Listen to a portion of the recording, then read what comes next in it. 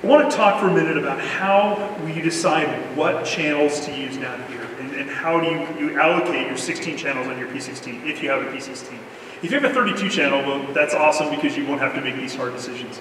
So the way we set ours up initially was we had essentially 8 instruments that we could pull in, and then 8 or 7 then wireless, or not wireless, but 7 vocals.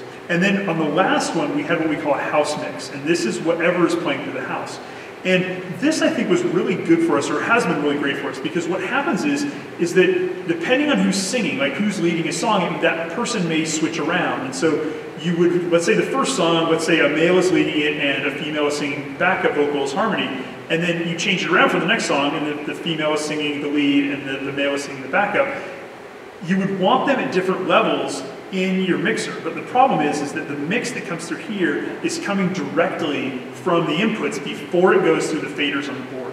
And because of that, if you have the wrong levels, you're having to change them. Like, let's say you're a keyboard player and you're trying to keep with whoever is leading the song, you're having to change your levels in order to get to the right spot.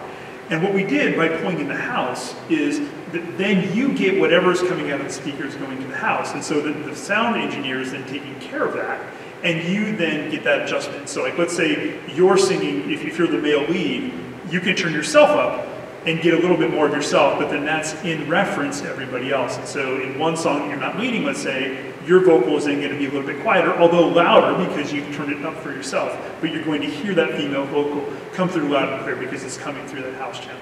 So really nice ability to set those things up, and you'll just have to decide how to set it up. For us, we have isolated our drums down to a single channel, and I'll have another thing where we talk about drums. We're currently using a set of electronic drums. We switched away from regular acoustic drums. We had a booth and all the stuff, and the drummer just felt very isolated, and there were just a number of things that were just, you had a lot of bleed over, made it more complicated.